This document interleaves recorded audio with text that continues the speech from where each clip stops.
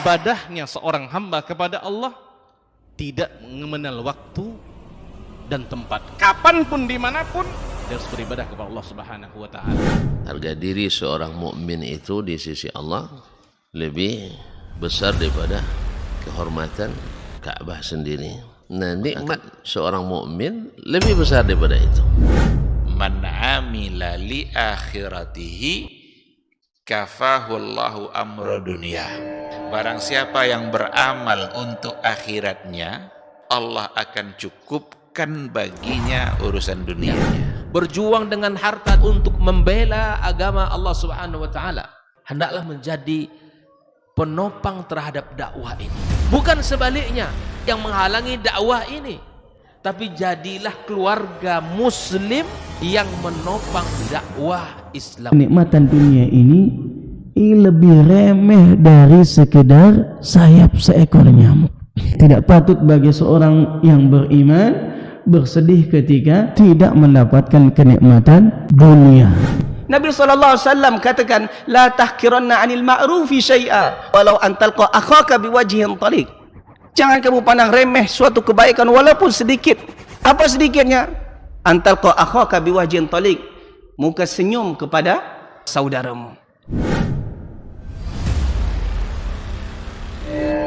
Segala puji dan syukur kepada Allah Subhanahu wa Ta'ala. Malam ini kembali Allah pertemukan kita dalam taman surga. Taman surga ini adalah taman ilmu, yang mana banyak terdapat hadis yang menyebutkan tentang keutamaan majelis ilmu ini,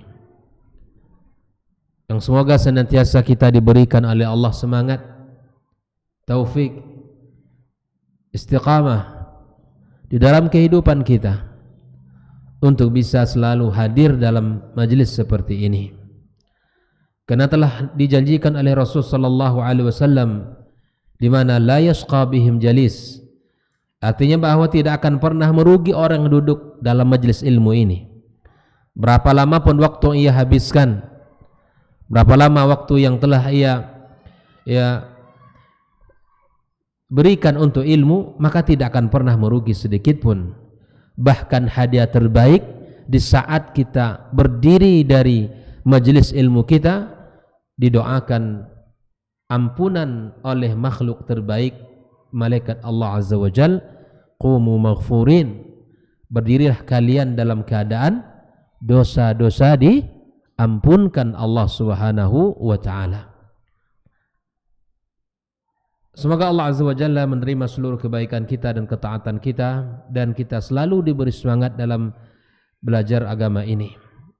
Salat dan salam untuk Nabi kita yang mulia sallallahu alaihi wasallam, Nabi yang menjadi panutan kita, suri tauladan dalam kehidupan kita, dan kita mengambil banyak kebaikan, akhlak, semangat yang dicontohkan oleh Rasulullah sallallahu alaihi wasallam. Kemudian malam ini kita akan kembali mempelajari tentang kisah-kisah para sahabat-sahabat yang dijamin Allah masuk surga. Karena sesungguhnya kisah mereka ini adalah kisah terbaik yang memberikan motivasi kepada kita ketika kita pelajari kehidupan mereka, para salafus saleh, terutama para sahabat yang merupakan muridnya Rasul sallallahu alaihi wasallam, yang telah membersamai Nabi SAW dalam perjuangan.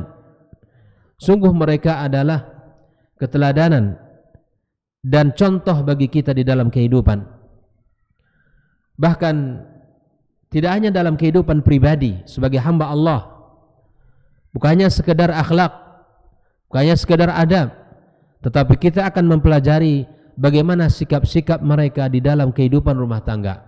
Inilah yang akan kita pelajari, bagaimana mereka di dalam menjalani kehidupan, bagaimana interaksi yang terbangun, bagaimana komunikasi yang terjaga antara pasangan mereka. Bahkan akan kita dapatkan dalam kisah-kisah mereka ternyata sungguh sangat kuat hubungan komunikasi ibadah yang saling melengkapi satu dengan yang lain di dalam kehidupan ini. Maka malam ini kita bersama sahabat Talha bin Ubaidillah. Sahabat Talha bin Ubaidillah radhiyallahu taala anhu. Talha ibn Ubaidillah ibn Uthman ibn Amr ibn Ka'ab ibn Sa'ad ibn Taim ibn Murrah At-Taimi Al-Qurashi Abu Muhammad. Jadi beliau ini adalah Al-Qurashi dan diberikan kunyah, disebut dengan kunyah siapa? Abu Muhammad. Abu Muhammad. Putra paman Abu Bakar As-Siddiq radhiyallahu taala an. Ibunya bernama Sa'bah binti Abdullah ibn Imad ibn Malik ibn Rabi'ah ibn Akhbar Al-Khadramiyah Al-Kindiyah. Ia lahir sekitar 16 tahun sebelum pengutusan Nabi Muhammad sallallahu alaihi wasallam, dan itu adalah hitungan lebih kurang oleh para ahli siyar. Ikhwah fillah rahimakumullah, Talha bin Ubaidillah ini dikenal dengan sahabat yang sangat luar biasa.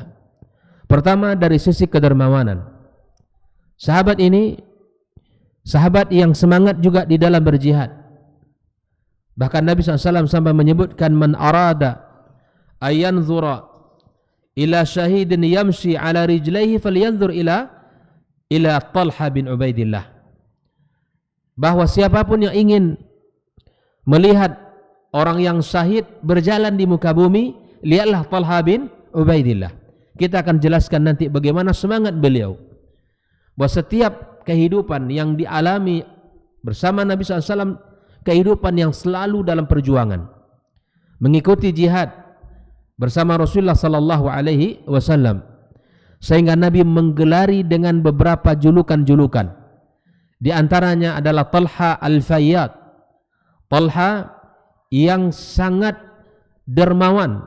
Disebut juga dengan Talha Al-Khair. Ini kalau ada di antara ikhwah yang mungkin lahir anak laki-lakinya, boleh diberi nama atau cucunya nanti Talha Al-Fayyad, di mana makna Al-Fayyad adalah ya yang banyak kebaikannya, ya, yang banyak kebaikannya, yang banyak melimpah ruah pemberiannya. Ada disebut juga dengan Talha Al-Khair, adalah Talha yang sangat baik hati. Yang ketiga disebut juga dengan Talha Al-Jud, Talha yang sangat dermawan. Siapa yang memberikan julukan ini? Adalah Rasulullah sallallahu alaihi wasallam. Dan dia orang yang sangat luar biasa dalam perjuangan ya bersama Rasulullah sallallahu alaihi wasallam. Kalau kita berbicara kapan dia masuk Islam? Masuk Islam termasuk orang-orang yang awal. Ya, 8 yang pertama masuk Islam termasuklah salah satunya dia. Ya. Kemudian Abu Bakar As-Siddiq radhiyallahu taala anhu dan Talha bin Ubaidillah ini disebut dengan ya sahabat dekat. Disebut dengan kerabat, sekawan. Talha dan Abu Bakar As-Siddiq ya dijuluki dengan 2 orang sekawan yang akrab. Apa kisahnya? Ketika Abu Bakar As-Siddiq radhiyallahu taala anhu masuk Islam, kemudian Talha juga masuk Islam, maka Naufal bin Khuwailid menangkap dan mengikat keduanya dalam satu tali tanpa ada upaya dari Bani Taim untuk membebaskan mereka. Maka sehingga disebut mereka berdua ini adalah 2 sahabat yang sekawan, 2 sahabat yang akrab karena diikat dengan sejarah keislaman mereka ya oleh Naufal ibn Khuwailid. Nah, inilah salah satu kisah yang ada pada Talha di awal-awal masuk Islam beliau. Nah, Talha bin Ubaidillah ikhwah fillah rahimakumullah, beliau tidak terlibat di dalam perang Badar. Namun namanya masuk di dalam barisan kaum Badar. Ahlu Badar maknanya adalah orang-orang yang terlibat di dalam peperangan bersama Rasulullah sallallahu alaihi wasallam. Dia tidak ikut. tapi namanya masuk dalam daftar ahlu Badar. Apa sebab? Ketika itu Rasulullah sallallahu alaihi wasallam menyuruh ya Talha bin Ubaidillah bersama Sa'id ibn Zaid untuk melihat kekuatan musuh, ya, menelisik berita rombongan kaum musyrikin, dan ditugaskan secara khusus oleh Rasulullah sallallahu alaihi wasallam sehingga dia tidak ikut dalam peperangan Badar. Perang Badar kita tahu merupakan perang pertama di dalam Islam yang dilakoni oleh Nabi kita sallallahu alaihi wasallam bersama para sahabat.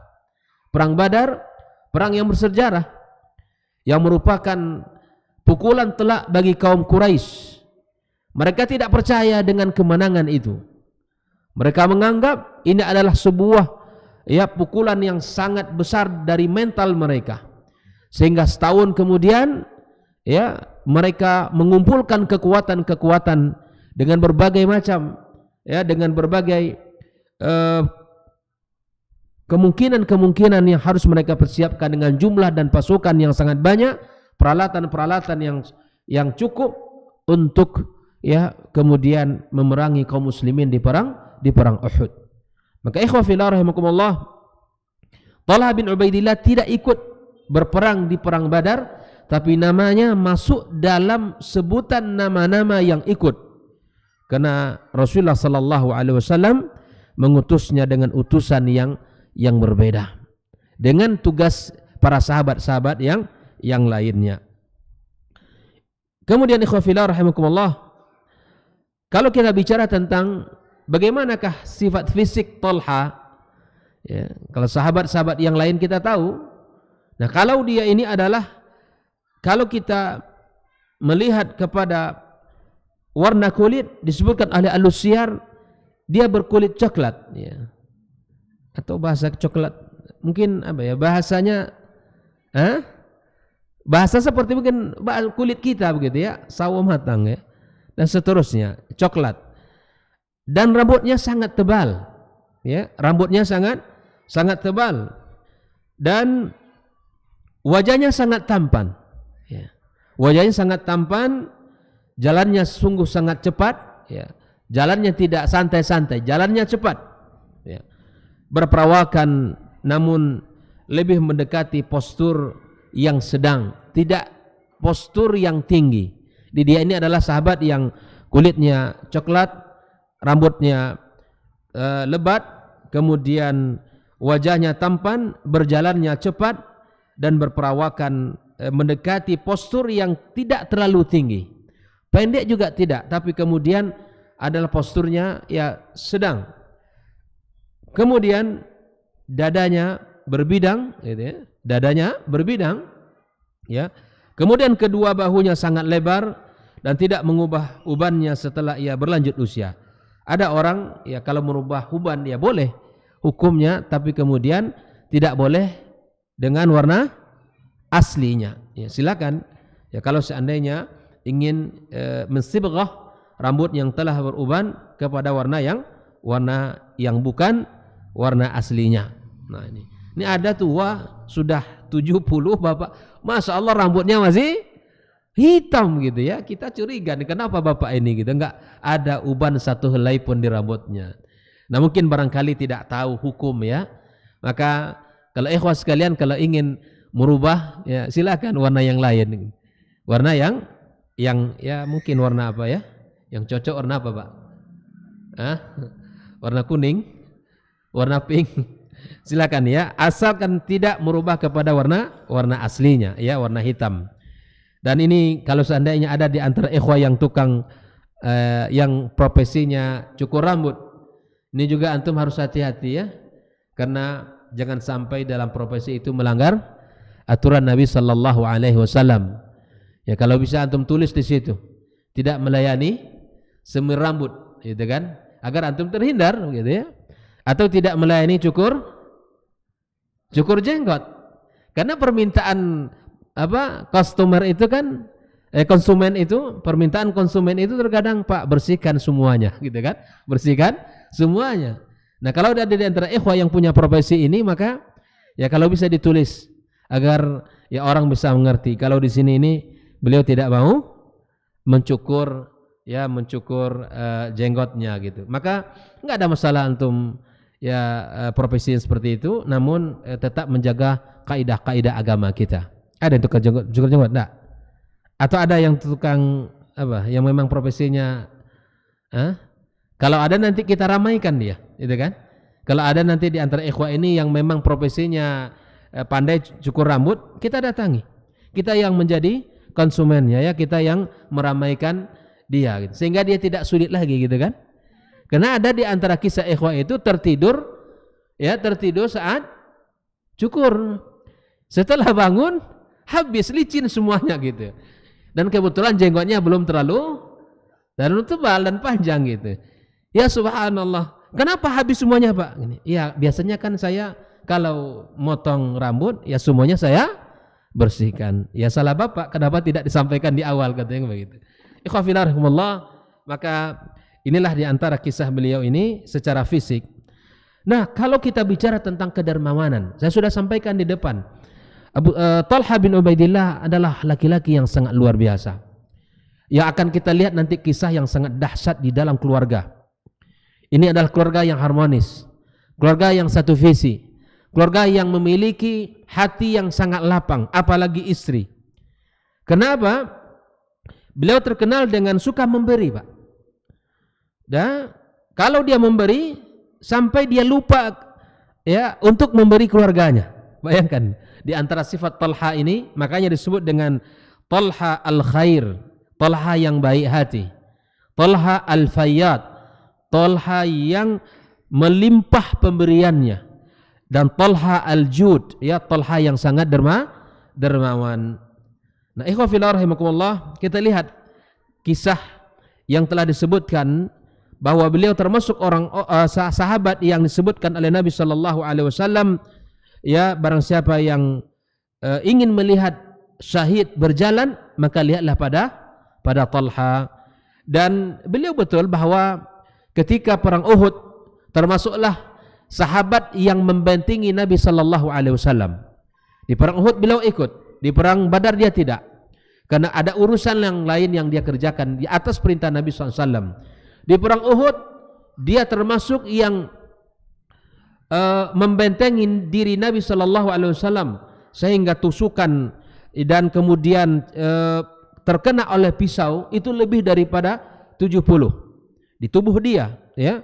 Kemudian sayapan pedang, lalu kemudian di antaranya tangan dia sendiri yang kena anak panah, yang dia tangkap langsung anak panah yang menuju kepada Rasulullah sallallahu alaihi wasallam. Dan itulah perjuangan sahabat Nabi Talha bin Ubaidillah. Dan sahabat Nabi begitu, Pak. Dikisahkan oleh para ulama bahwa mereka ini kalau mendengarkan syahid fi sabilillah dan keutamaan syahid, mereka saling berwasiat. Ketika memang punya kesempatan untuk berjihad di jalan Allah, mereka sering berwasiat, karena orang yang syahid fi sabilillah banyak keutamaannya. Tidak ada pertanyaan fitnatul kubur, tidak ada, Pak. Man rabbuka, man nabiyuka, ma dinuka, enggak ada. Mereka terbebas dari fitnatul kubur. Ya kan? Dan mereka juga terbebas dari apa? Dari kesulitan di padang mahsyar. Orang semuanya cemas. Semuanya menunggu keputusan Allah Azza wa Jalla untuk dia seperti apa hasilnya. Para syuhada mereka bahagia di sana. Mereka tidak dimandikan dan tidak dikafankan, dikuburkan dengan kondisi seperti apa dia meninggal dunia. Dengan darah yang berkucur kuburkan, dengan pakaian yang ia pakai, itulah yang menjadi pakaian dia. Makanya para syuhada akan dibangkitkan Allah Azza wa Jalla dalam keadaan mereka sedang berlumuran darah, menunjukkan bahwa mereka ini sedang mempertahankan, membela agama Allah tabaraka wa taala. Termasuklah Talha ini, ketika disebutkan jihad fi sabilillah, maka dia orang yang pertama yang datang. Dia orang yang pertama bersiap-siap. Dia orang yang pertama menghadap Nabi sallallahu alaihi wasallam. Beginilah sikap Talha ini, ikhwah fillah rahimakumullah. Maka para sahabat saling mewasiati. Karena orang yang syahid fi sabilillah akan bisa memberikan berapa? Syafaat 70 orang. Termasuklah di antara mereka mengatakan, andaikan engkau syahid, maka jangan lupakan aku nanti. Termasuk orang yang engkau panggil, yang engkau berikan syafaat. Dan Allah Subhanahu wa taala akan memberikan ikram, kemuliaan kepada dia. Orang yang mati syahid, siapa-siapa yang akan diberikan syafaat ya atas syuhada atau syahid yang menimpa dirinya. Subhanallah. Begitulah para sahabat. Dan termasuklah Talha bin Ubaidillah ini radhiyallahu taala anhu. Nah, beliau wafat pada tahun 36 Hijriah pada peristiwa Jamal yang sangat masyhur dalam kisah Islam ya. Bersama Aisyah radhiyallahu taala anha ummul mukminin dan Zubair ya radhiyallahu taala anhu untuk menuntut qisas atas terbunuhnya Khalifah Utsman radhiyallahu taala an. Dan kemudian permasalahannya semakin berkembang sehingga memaksa mereka berhadapan dengan pasukan Ali dalam sebuah pertempuran yang disebut sebagai pertempuran Jamal ya. Sebenarnya mereka dapat mengadakan kesepakatan damai andai saja tidak ada provokasi dalam masalah tersebut. Sesungguhnya ikhwafillah, permusuhan, perkelahian, pertikaian, ada pihak ketiga yang hadir. Ada pihak ketiga. Hari ini juga demikian. Dalam tatanan umat Islam, ya, dimanapun berada, kita hancur oleh orang ketiga. Andaikan kita mau melakukan islah, tabayyun, dan itulah jalan yang terbaik di dalam kehidupan kita ini, maka tidak ada masalah yang tidak akan selesai.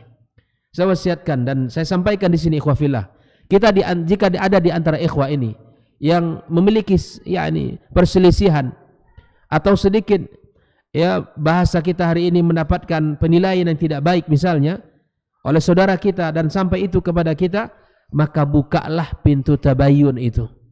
Bukalah pintu tabayyun. Jangan bicara di belakang, karena bicara biasanya akan bertambah-tambah dan akan selalu ada bumbunya, sehingga sesungguhnya masalah itu tidak besar, tapi tidak dibuka pintu tabayyun sehingga ya perpecahan, perselisihan, pertikaian, bahkan permusuhan sesama ikhwah itu terjadi misalnya. Maka sekali lagi nasihat ana untuk diri sendiri dan kita semua hadirin, bahwa jika ada ya sesuatu yang mesti ditabayunkan, maka perlu ditabayunkan segera. Nah, kita masuk kepada pembahasan keluarga beliau ya. Istri dan anaknya. Talha bin Ubaidillah radhiyallahu taala anhu memiliki anak 15 orang. 15 orang. Ini keluarga besar ini ya. Dan memiliki ya anak laki-lakinya lebih kurang, anak laki-laki berjumlah 11 anak, sementara anak perempuan berjumlah 4 orang ya. Dan berikut istri beliau ya. Yang pertama ada 8 ya jumlah ya, orang yang pernah dinikahi oleh Talha bin Ubaidillah, termasuklah Ummu Kulthum ya binti Abu Bakar As-Siddiq radhiyallahu taala, itu adalah istri daripada Talha bin Ubaidillah. Saya sebutkan secara singkat saja nama istri beliau. Yang pertama adalah Hamnah binti Jahshin, yang kedua Khawla binti Qa'qa', yang ketiga Ummu Aban binti Utbah, yang keempat Ummu Kulthum binti Abi Bakar Siddiq, yang kelima Su'dah. Ada yang mengatakan Su'dah ini istri pertamanya ya. Ada yang mengatakan bahwa Su'dah ini istri pertama beliau, Su'dah binti Auf. Yang keenam Jarba yakni Ummu Harith binti Qisamah. Kemudian yang ketujuh Ruqayyah binti Abi Umayyah. Yang kedelapan adalah Fari'ah binti Abi Sufyan ibn Harb. Nah, beliau ini subhanallah memiliki semangat di dalam memberikan nama anak. Nah, di antara yang dicatat para ahli siyar, Talha bin Ubaidillah ini ikhwafillah rahimakumullah adalah sangat memperhatikan nama anak. Nama yang diberikan untuk nama anak-anaknya diberikan semuanya nama para nabi. Ya. Dia di antara pelajaran yang bisa kita ambil, di mana Talha bin Ubaidillah At-Taimi memberi nama anak-anaknya dengan nama para nabi. Dari 15 orang itu, di antara nama anaknya adalah ya Musa, ya kemudian Yakub, dan masih banyak daripada nama-nama nabi yang lainnya. Nah, ikhwah fillah rahimakumullah, mari kita lihat momen-momen yang indah bersama keluarga. Keluarga yang dibangun oleh Talha bin Ubaidillah, keluarga yang penuh dengan keharmonisan, dalam makna bahwa komunikasinya lancar antara dia dengan istrinya, saling keterbukaan, bahwa saling memahami satu dengan yang lain. Karena di antara unsur yang terpenting dalam kehidupan rumah tangga adalah komunikasi tadi, di mana seorang istri bisa memahami bagaimana suami, dan sebaliknya bagaimana seorang suami pun bisa memahami bagaimana istrinya. Karena hal yang menjadi masalah pada kemudian harinya nanti, di saat masing-masing tidak bisa memahami karakter pasangannya. Di antara ciri keluarga Talha bin Ubaidillah adalah selalu membangun surah di dalam setiap keputusan yang diambil. Apa itu surah? Komunikasi yang surah, ya bermusyawarah, mengambil pendapat. Tidak hanya kita ego dengan pendapat kita, dan juga tidak kita meremehkan pendapat istri kita. Bangunlah surah, bangunlah musyawarah, bangun saling komunikasi dengan memberikan pendapat. Dan ini hal yang penting ikhwafillah dalam kehidupan rumah tangga. Karena apabila kita ego dengan pendapat kita dan tidak mendengarkan pendapat keluarga kita, itu akan menjadi pemicu terbesar dalam terjadinya perselisihan. Ya, maka diantaranya surah dengan istrinya, dan kemudian mencari pendapat yang paling arjah, yang paling tepat. Inilah diantara karakter keluarga Talha bin Ubaidillah, membangun surah dalam setiap keinginan. Kita sangat penting membangun komunikasi surah ini, membangun musyawarah ini di dalam banyak hal. Yang pertama di dalam urusan sekolah anak, itu sangat penting kita berkomunikasi. Karena masing-masing kita punya pandangan, ya, dan kita berusaha menyamakan pandangan itu. Yang kita ingin anak kita ini berpendidikan di pendidikan yang baik, ya, memperhatikan adab, memperhatikan akhlak, menumbuhkan keimanan, ya itu kita inginkan, dan mengutamakan Al-Quranul Karim. Ya, kemudian para guru-guru yang mendidik, ya kita berharap guru-guru yang baik, yang perhatikan sunnah Nabi Sallallahu Alaihi Wasallam. Yang terlebih lagi lembaga yang kita, di mana tempat kita didik anak kita ini, lembaga yang benar akidahnya, yang mengajarkan akidah yang sahihah, bagaimana mengenalkan anak kepada Allah, bagaimana anak dikenalkan dengan nabinya Sallallahu Alaihi Wasallam, dan dengan agamanya secara umum. Nah, ini kita perhatikan ini. Nah, ini perlu musyawarah, perlu kita duduk bersama.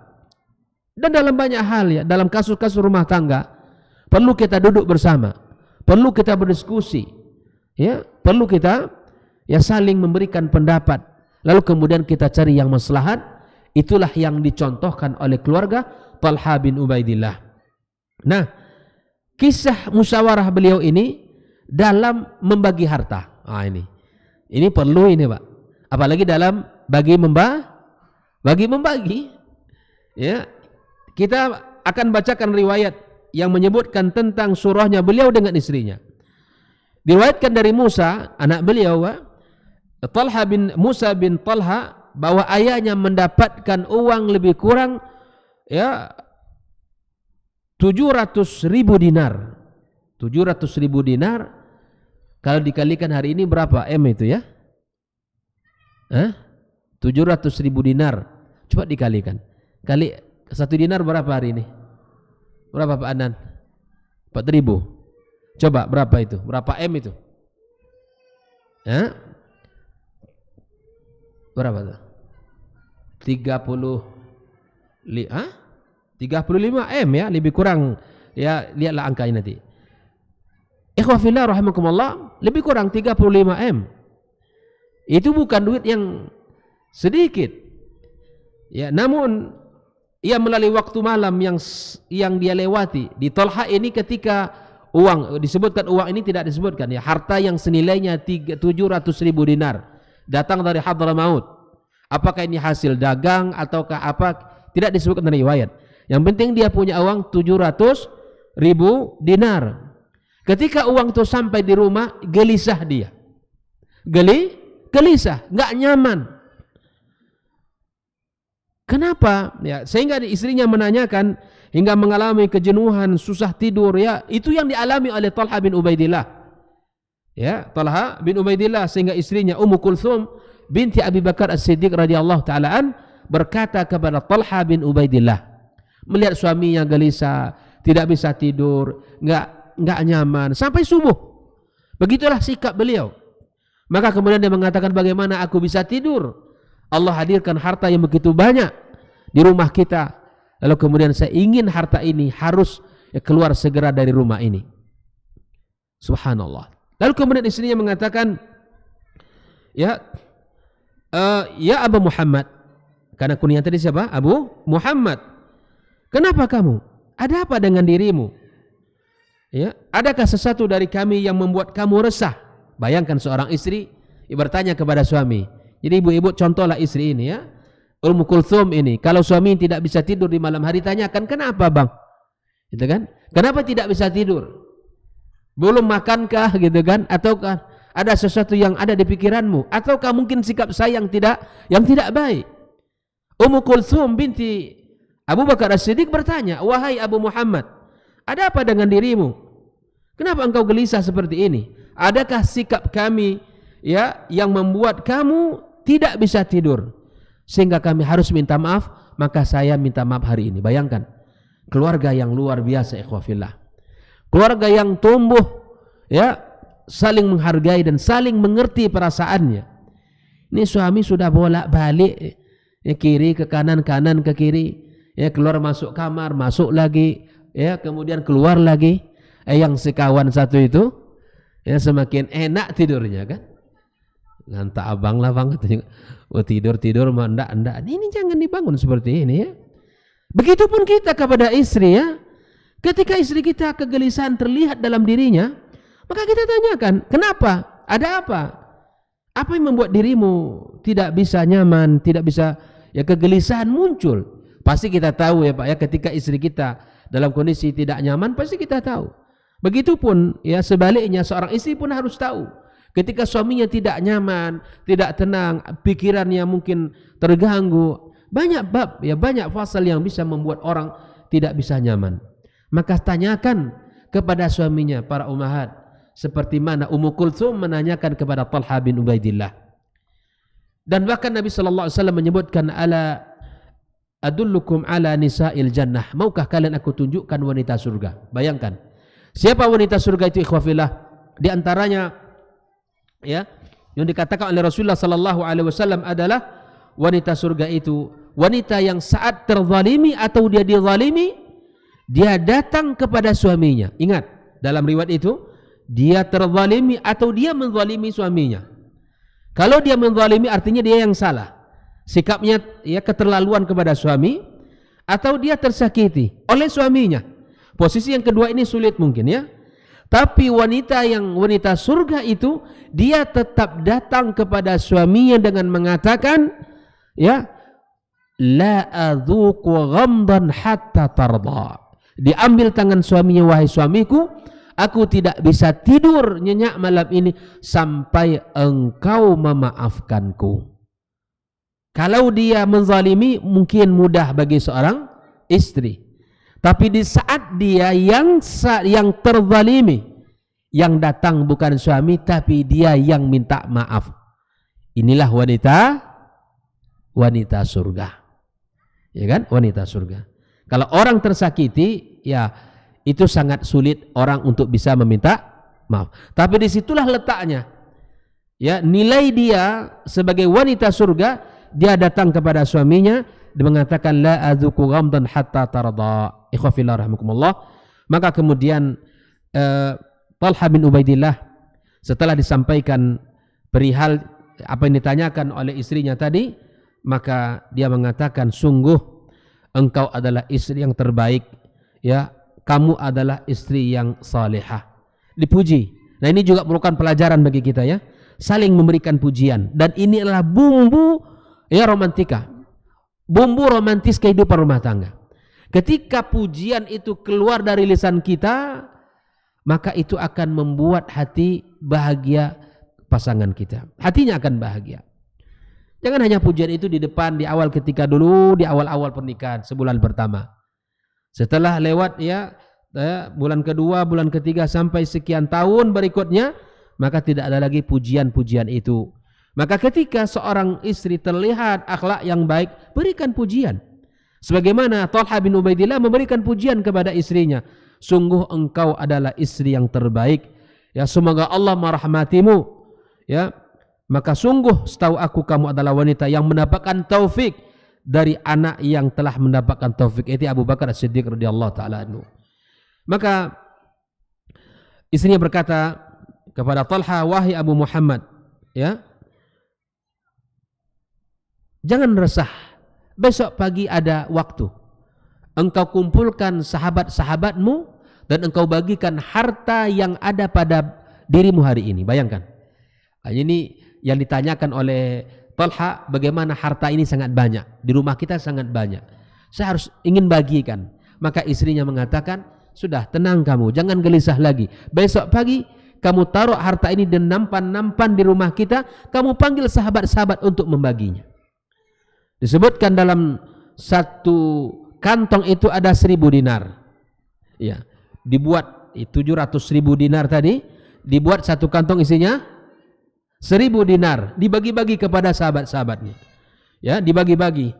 Sampai istrinya melihat saja kan, sampai dia mengatakan kepada suaminya, wahai Abu Muhammad, ini, apakah tidak ada bagian kami di sini?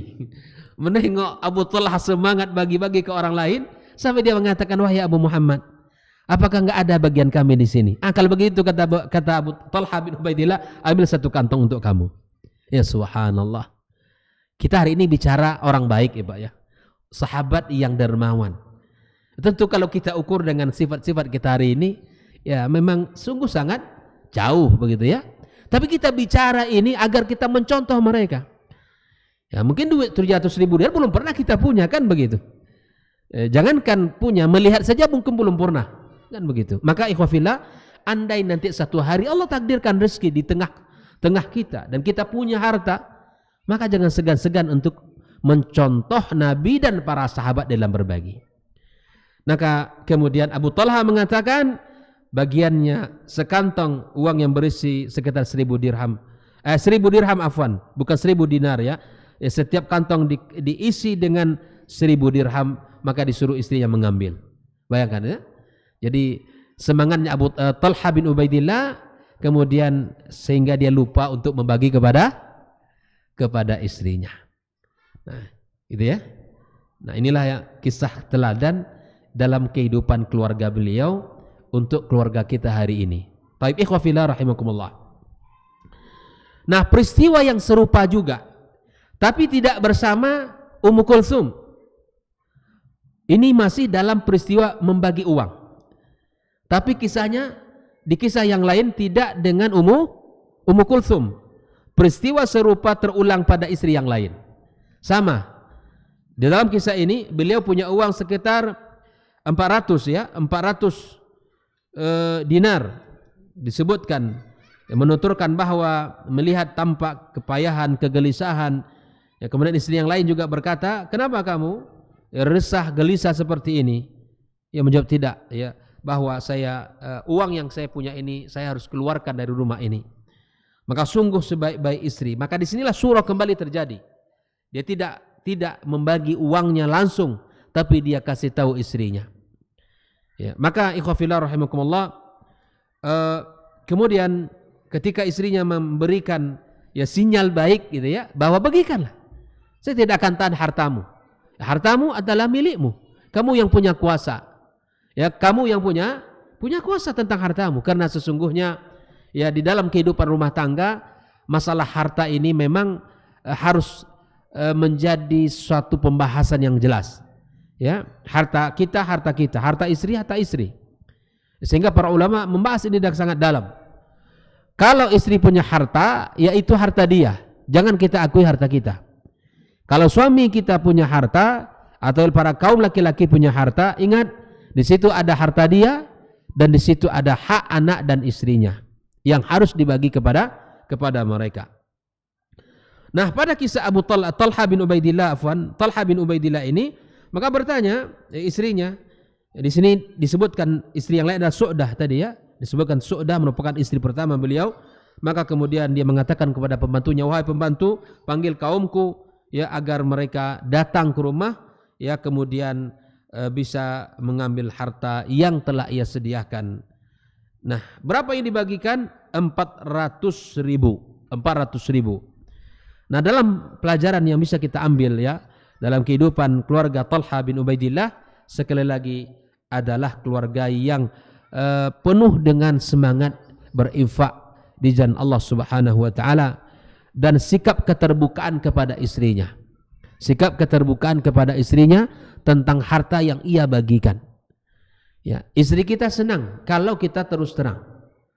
Istri kita ya tentu menghargai itu. Tapi mungkin ada pula istri kalau terus terang semakin kacau urusan. Gitu kan? Makanya ada berinisiatif tidak boleh terus terang. Iya enggak? Yang perlu dibangun adalah komunikasi. Itu dia. Kalau seandainya ya sikap istri kita tahu bahwa dia adalah wanita yang insya Allah terbuka dengan apa yang kita lakukan, maka kasih tahu, ya. Jangan sampai menjadi polemik masalah dalam kehidupan rumah tangga kita. Baik, ikhwah fillah rahimakumullah. Di sisi yang lain, sikap terbuka kepada istri merupakan sikap yang jarang, ya. Kaum laki-laki mampu melakukannya, khususnya terkait urusan harta. Terkait urusan harta. Di sisi lain kita mencermati bagaimana kaum wanita kadang-kadang memiliki solusi dan pendapat yang tidak terbesit di benak banyak kaum laki-laki. Maka yang paling pokok di dalam hal ini adalah kita saling berkomunikasi yang baik, saling memberikan memberikan pandangan-pandangan, ya, bahwa kita ingin keluarga ini keluarga yang tumbuh dalam kebaikan, keluarga yang tumbuh di dalam ketaatan kepada Allah, baik dari sisi kepribadian dia kepada Allah dalam ibadahnya atau di dalam ibadah dari sisi ibadah harta yang dimiliki oleh keluarga tersebut. Oleh itu, ikhwafillah rahimahullah, dua peristiwa yang sudah kita sampaikan tentang Abu Talha bin Ubaidillah ini, yang mana masih dalam ibadah harta.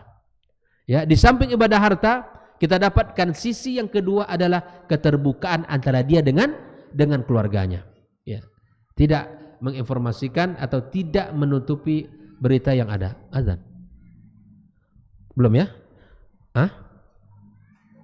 Silakan azan. Bismillahirrahmanirrahim. Ikhwah fillah rahimakumullah. Itulah dua peristiwa yang sudah kita bahas tentang kedermawanan Talha bin Ubaidillah bersama keluarganya. Nah, kemudian di antara kisah yang menarik yang bisa kita ambil pelajaran dari kehidupan Talha bin Ubaidillah adalah perhatian beliau kepada keluarga dan karib kerabat. Sungguh sangat tinggi baktinya kepada keluarga beliau dan seluruh karib kerabat. Disebutkan dalam tarikh Dimashq bahwa Talha bin Ubaidillah ini adalah memiliki harta yang banyak. Dengan harta yang ia miliki, maka dia memberikan solusi terbaik kepada karib kerabat. Bahkan dia mau menanggung seluruh kebutuhan keluarga dan karib kerabat, walaupun jumlahnya sangat banyak. Ini kalau ada di antara ikhwah yang memiliki harta yang berlebih, maka jangan dimakan sendiri hartanya. Contohlah para sahabat seperti Talha bin Ubaidillah, bahwa dikisahkan Talha bin Ubaidillah ini beliau melunasi hutang-hutang karib kerabatnya. Ada di antara keluarga-keluarga dia, ya, baik yang dekat maupun yang jauh, yang tahu punya hutang, bahwa dia punya hutang, maka dilunasi oleh beliau. Ya, dilunasi segala tanggungan-tanggungan karib kerabatnya. Yang kedua disebutkan bahwa Talha bin Ubaidillah, beliau juga ketika mendapatkan ada di antara keluarga dan karib kerabat yang janda, maka dinikahkan, dicarikan pasangan, lalu kemudian dibiayai untuk pernikahannya. Begitu juga dari kaum laki-laki mereka yang ingin menikah, yang tidak punya uang untuk menikah, maka dia yang mengeluarkan seluruh biaya untuk menikahnya. Bayangkan. Dan bahkan beliau dari keuntungan dagang dan usaha beliau sisihkan per bulan dan diberikan kepada Aisyah radhiyallahu taala anha karena beliau merupakan bagian daripada ya sahabat atau keluarga daripada Abu Bakar As-Siddiq radhiyallahu taala anhu itu sendiri. Jadi subhanallah ikhwafillah, di antara bentuk keistimewaan Talha adalah keluarga yang memperhatikan karib kerabat, keluarga yang tidak hidup sendiri dengan kekayaannya, keluarga yang tidak menikmati kekayaan tanpa memperhatikan keluarga yang lain yang susah. Ini jangan sampai keluarga yang berpunya hidup berdekatan bertetangga dengan saudara-saudarinya, tapi seakan-akan menjadi orang asing di tengah-tengah keluarganya. Bahwa ketika kita bertetangga dengan saudara-saudara kita, ya, kalau dia hanya saudara sesama muslim, hanya memiliki satu hak, itu hak tetangga. Tapi apabila tetangga itu adalah saudara kita, karib kerabat kita, maka dia memiliki dua hak yang harus kita tunaikan. Hak pertama sebagai saudara terhadap saudaranya sesama muslim, hakul jar alal jar, hak tetangga terhadap tetangga. Yang kedua, kalau kita berbuat baik, maka kemudian dia mendapatkan hakul qarabah. Misalnya di perumahan kita inilah, mungkin ada yang tinggal kakak beradik atau saudara atau sepupu dan sebagainya, maka kemudian jangan lupa mereka. Jangan lupa bahwa dia ada dua hak yang mesti kita tunaikan. Hakul jar ala jiranihi, ya hak seorang tetangga kepada tetangganya, ya wa haqqu al-qarabah, yang kedua hak karib kerabat yang mesti kita tunaikan.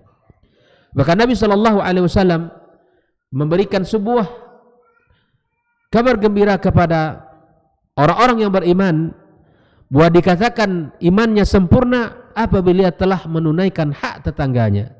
Man kana yu'minu billahi wal yaumil akhir falyukrim jarahu.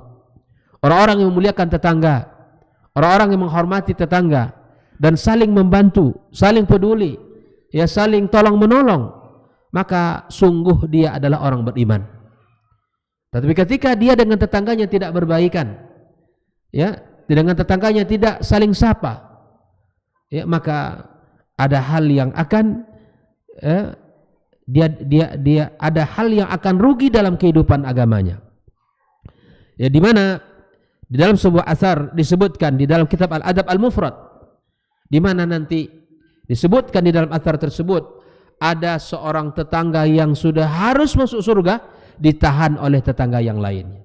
Ya subhanallah. Ditahan, ya Rabb, fulan enggak boleh masuk surga. Kenapa? Karena dulu di dunia adalah tetangga saya dan saya tidak pernah mendapatkan hak sebagai tetangga dari dia. Hati-hati ikhwafillah rahimakumullah. Makanya dalam konsep tetangga, para ulama meletakkan sebuah kaidah. Kita harus mencari, menentukan, menelisik, ya, siapa yang menjadi tetangga kita. Ya, makanya para ulama menetapkan sebuah kaidah, ad-daru qabla al-jar, ya, au al-jaru qabla ad-dar. Menentukan siapa tetangga kita sebelum kita menetapkan di mana kita akan beli rumah atau di mana kita akan membangun rumah. Karena hubungan kita bukan sekadar hubungan di dunia, hubungan kita akan berlanjut kepada kehidupan akhirat. Bahkan dalam asar itu disebutkan ada tetangga yang akan ditahan oleh tetangganya, enggak boleh masuk surga karena tidak menunaikan hak tetangganya. Siapa tetangga yang paling berhak? Kata para ulama disebutkan, ya, orang yang paling dekat pintu rumah dengan pintu rumahnya. Siapa orang yang paling dekat pintu rumahnya dengan pintu rumah dia, itulah orang yang paling berhak dan paling besar haknya di atas kita. Sehingga Nabi sallallahu alaihi wasallam mengatakan, ya, mengira bahwa apakah tetangga mewarisi kepada tetangganya. Saking seringnya wasiat Jibril alaihissalam, ya, menyampaikan tentang betapa agungnya hak tetangga terhadap tetangganya, sampai Nabi mengira bahwa tetangga mewarisi dari tetangganya. Ya, kita tahu bahwa tetangga tidak mewarisi tetangganya. Ya. karena banyaknya wasiat-wasiat Jibril alaihissalam tentang hakul jiran, maka menjadi sebuah keutamaan tersendiri. Nanti kalau seandainya tetangga mewarisi tetangga, ini kacau nanti. Tidak ada orang yang mau bertetangga dengan kita, ya kan? Dia mencari tetangga yang kaya. Harapan ketika tetangga meninggal dia dapatkan hartanya, gitu ya. Maka Islam meletakkan kaidah bahwa yang mendapatkan warisan memang orang yang ada hubungan karib kerabat, yang hubungan darah, itulah yang berhak mendapatkannya. Ikhwan fillah rahimakumullah. Maka pelajaran yang bisa kita ambil dari kehidupan Talha bin Ubaidillah, beliau orang yang sangat perhatian kepada karib kerabat, kepada keluarga besar, ya, kepada orang-orang yang menjadi lingkaran keluarganya. Jadilah kita pembela keluarga kita. Jadilah kita orang yang memperhatikan urusan keluarga kita. Bagi Talha tentu tidaklah hal yang berat, karena dia seorang laki-laki yang faham dengan hadis Nabi sallallahu alaihi wasallam. Seorang sahabat yang tahu dengan keutamaan berinfak dan sedekah. Nabi SAW mengatakan, ma naqasat sadaqatun min mal, walaupun hartanya keluar. Ikhwan fillah rahimakumullah. Ada kaitan kisah yang ingin saya sampaikan sedikit tentang memberikan harta ini. Walaupun ini bukan kisah Talha bin Ubaidillah. Dikisahkan dalam kehidupan para ulama bahwa ada salah seorang laki-laki yang sangat dermawan. Kedermawanannya luar biasa, Pak. Sampai orang mengatakan kepadanya, "Madza tarakta li ahlik?" Apa yang kau tinggalkan untuk keluargamu? Ya tentu dia tidak akan menyia-nyiakan keluarga, dan sangat faham bahwa menyia-nyiakan keluarga dosa besar. Menyia-nyiakan anak yang menjadi tanggungan adalah dosa di sisi Allah Subhanahu wa taala.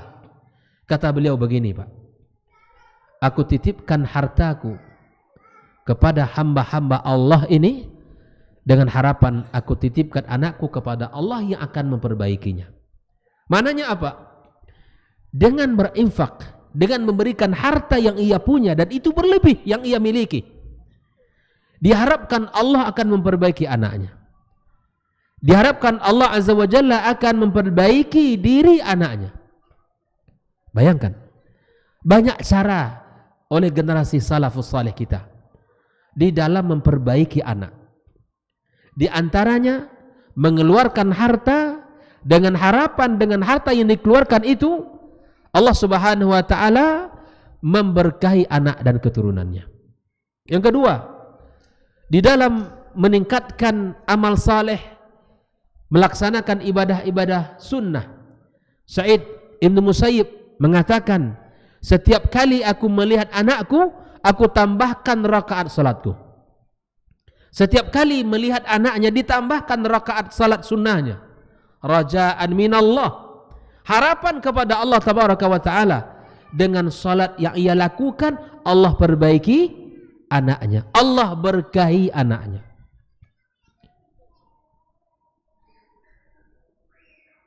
Yang ketiga adalah dengan doa. Bersungguh-sungguh dengan mengulang-ulangi doa. Berharap kepada Allah Azza wa Jalla, Allah berikan kepadanya anak yang baik dan saleh. Ibrahim alaihissalam berdoa kepada Allah, Rabbi habli minas salihin. Zakaria alaihissalam di dalam doanya mengatakan, Rabbi habli min ladunka dzurriyyatan thayyibatan innaka sami'ud du'a. Nabi kita alaihissalatu wassalam mengatakan, Allahumma barik lana fi asma'ina wa absarina wa qulubina wa azwajina wa barik lana fi dzurriyyatina. Ya Allah, berkailah dalam pendengaran kami, di dalam penglihatan kami, dalam hati kami dan pasangan kami, dan berkailah anak dan keturunan kami. Jadi begitu banyak cara para as-salafus salih di dalam memperbaiki anak-anaknya. Bisa dengan harta yang keluarkan, ya Allah, aku wakafkan hartaku ini di jalanmu. Aku keluarkan hartaku ini, aku infakkan di jalanmu. Harapan engkau perbaiki anak-anak saya. Ya Allah, aku berikan ini di jalanmu. Harapan engkau muliakan keluarga kami. Kemudian kita berikan kepada mereka, kepada anak-anak kita, ketauladanan, kebaikan, Dan di antara cara untuk memperbaiki anak adalah dengan cara sumber makanan itu sendiri, sumber penghasilan. Karena itu akan memberikan pengaruh besar dalam jiwa dan diri seorang anak. Nabi SAW mengatakan, lahmun nabata an suhtin fannaru aula bihi. Karena daging yang tumbuh dari harta yang haram, ya, yang akan dekat kepada anak kita adalah neraka Allah wal iyadu billah, bukan surganya dan bukan yang lainnya. Maka itu ikhwah fillah rahimahullah, ya, perbanyaklah kita berinfak di jalan Allah, kemudian perbanyaklah kita menambah ibadah-ibadah sunnah kita, salat kita di malam harinya, atau kita memperbanyak doa-doa di dalam setiap munajat kita, dalam setiap, ya, salat kita atau di luar salat kita, di sepertiga malam atau di akhir, ya, atau di penghujung malam atau di penghujung hari Jumat atau di waktu-waktu hujan turun atau di tempat-tempat yang mustajab seperti Raudhah di Madinah atau di Multazam, ya, maka lakukan doa ini dan bersungguh-sungguh di dalam meminta kepada Allah Subhanahu wa taala. Termasuklah Talha bin Ubaidillah, ya, di dalam kehidupan keluarganya, yang memberikan bakti dan perhatian besar kepada karib kerabatnya. Raja, ya, dia berharap kepada Allah Azza wa Jal, ya, tentu, ya, Allah berikan kebaikan kepada keluarga ini. Dan hal ini penting ikhwafillah untuk kita lakukan bersama. Berbagai macam cara kita lakukan. Tidak hanya dengan usaha kita mendidik, dengan ilmu yang kita punya. Tidak cukup. Kita merasa bahwa kita sudah punya ilmu banyak. Kita merasa sudah bisa mendidiknya. Tapi kemudian hati kita, hidayah itu, ya, di tangan Allah Subhanahu wa taala. Hidayah terbagi kepada dua, hidayatul taufik wa hidayatul irsyad. Hidayatul taufik hanya milik Allah. Allah yang memberikan itu kepada siapapun. Adapun hidayatul irsyad itu bisa dilakukan oleh siapa saja, oleh orang tuanya, oleh gurunya, oleh, ya, para ustadz, ya, oleh pamannya, bisa memberikan bimbingan, nasihat, itu bisa siapa saja melakukan. Tapi taufik itu hanya Allah Azza wa Jalla yang memiliki kuasa. Sebagaimana Allah katakan, innaka la tahdi man ahbabta walakinna Allah yahdi man yasha. Maka, ya, kita harus meminta kepada Allah yang menguasai hati kita dan menguasai hati anak-anak kita. Mudah-mudahan Allah Azza wa Jalla berikan kepada kita kemudahan serta taufik untuk bisa mendidik anak keluarga kita semuanya. Dan kita berharap anak-anak kita menjadi qurrata a'yun, ya, penyejuk mata bagi kita bersama di dunia dan di akhirat kelak, dan menjadi harapan besar kita akan melanjutkan estafet kebaikan kita di dunia ini, sehingga para ulama mengatakan anak itu merupakan umur keduanya manusia yang akan melanjutkan kebaikan-kebaikan kitanya. Dan semoga anak-anak kita menjadi anak-anak yang saleh dan saleha yang akan selalu mendoakan kita nanti setelah kita berada di bawah tanah sana. Di saat kita telah tiada, mereka ingat dengan kita, selalu melantunkan doa-doa yang sangat indah kepada Rabbnya, meminta ampunan sehingga Allah akan angkat derajat kita di sisi Allah Tabaraka wa Ta'ala. Dalam sebuah hadis Nabi SAW, Nabi mengatakan, ketika seorang hamba mendapatkan tempat yang layak, yang tinggi-tinggi, kemudian diangkat terus oleh Allah, dia berkata kepada Allah, anna lihada, dari mana ini? Ya, subhanallah, dia mengira tidak ada perbuatan yang lebih istimewa, tidak ada sesuatu yang sangat istimewa dilakukan. Tapi kemudian Allah Subhanahu wa Ta'ala menjawab, waladuka astaghfirulak, ini adalah doa yang dipanjatkan oleh anakmu dan ampunan yang dimintakan oleh mereka untukmu. Allahu Akbar. Inilah aset termahal kita anak-anak ini. Maka jangan abaikan, jangan sia-siakan, jangan tidak dipedulikan. Berikan perhatian yang utuh, ya, berikan pendampingan, pendidikan, pengasuhan yang layak, ya, dengan sapaan yang indah, dan kemudian dengan, ya, dengan mengayomi mereka dengan penuh kasih sayang, penuh cinta dan kasih kepada mereka. Wa sallallahu ala nabiyyina wa habibina Muhammadin wa ala alihi wa sahbihi ajma'in. Wassalamualaikum warahmatullahi wabarakatuh.